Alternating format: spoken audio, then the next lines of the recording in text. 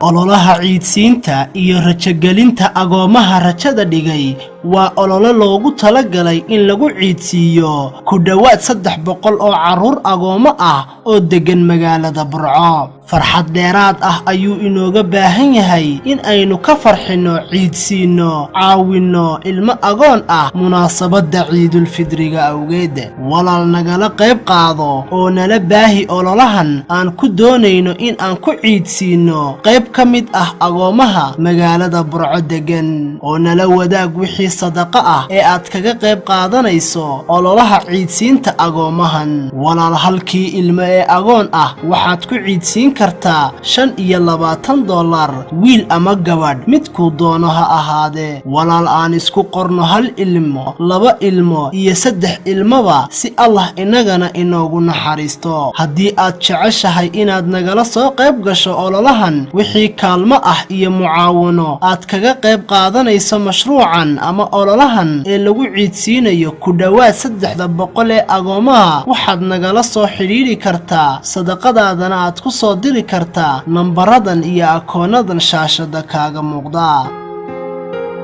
kafaaratul yatiimku cilaaj bay u tahay qofka qalbigiisu marka ama daaway u tahay qofka qalbigiisu marka isaga uu engego. waliba insha Allah taala bishan oo kale waa bil ciid ah oo marka isaga ay soo farxayaan dadka aabayaasha ay farxayaan aad iyo aad bay u farxayaan. laakiin kii aabihii aan lahayn agoonkii yaraa miskiinkii yaraa ee waxa laaliyay wuxuu istiaalu jirin wuxuu u baahan yahay cid gacan u fidisa cidda gacanta u fidinayso ka sugayaana waxa weeye waa dadka muslimiinta. haddaba adoon yaho muslimka ay ma jeceshay nabi maxamed sallallahu alayhi wasallam inaad rafiiq jannada kula noqotid ma jeceshahay in qalbigaagu marka isaga uu jilco ma jeceshahay walaal xaajooyinkaaga marka isaga inaad gaadhid ma jeceshahay dhurriyadaada dambe haddaad ka tagtid in ilaahay subxaanahu wa ta'ala iyagana cid kafaala qaadata marka isaga ku sameeyo waxaasoo dhan waxaad ku gaadhaysaa agoonka yar ee marka isaga aad kafaala qaadatid. wax bixintaada ayaa ku beeraysa wajiyadooda farxadda ee fadlan ka farxi agoonaan aabba lahayn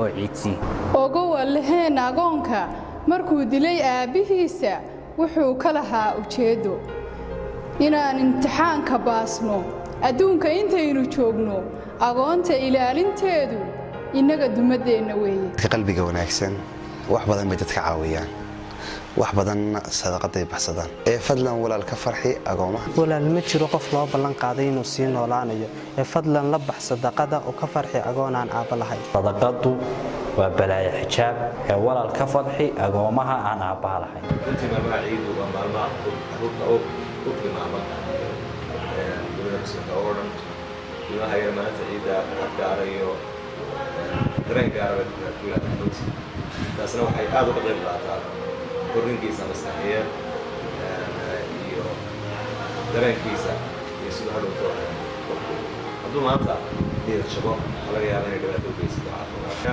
mar labaad in saxaab la codsanaya in dhalinyarada la iskaga taago oo laga caawiyo tabarucaadka ay ururinayaan ee lagu iidsiinayo carruurteena tiro dhowr ah oo aan tirsanayn ayaynu carruurteenna kaga farxinaa si aynu u iidsiino. fadlan walaal ka farxi ilmo agoon ah oo aan aabba lahayn. mid ka mid ah waxyaabaha jannada lagu galo ayna loo sheegay waa ka farxinta agoon. fadlan walaal ka farxi agoomaha aan aabba lahayn. ilaahay wuxuu noo sheegay markii carrada iskaga naxariisno inay isaguna samada inaga naxariisanayo. sadaqadu waa sahayda iyo shidaalka baabuurka aakhiro loo raaco. walaal ka farxi agoomaha aan aabbaha lahayn in adigana ilaahay ka farxiyo.